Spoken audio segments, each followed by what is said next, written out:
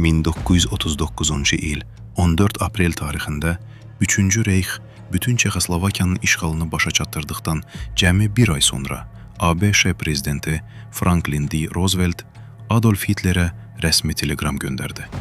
Mesaj 4 əsas məqamda ümumiləşdirilirdi.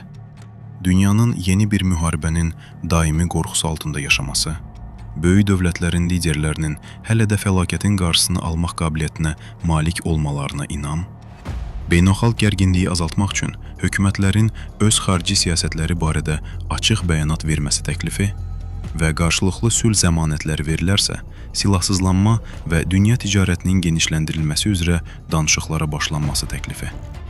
Bu təklif olunan bəyanat daxilində Roosevelt həmçinin müstəqil dövlətlərin konkret siyahısında əlavə edərək, Alman liderindən Reyxin silahlı qüvvələrinin həmin ölkələrə hücum etməyəcəyinə və ya onları işğal etməyəcəyinə zəmanət verib-verməyəcəyini soruşdu.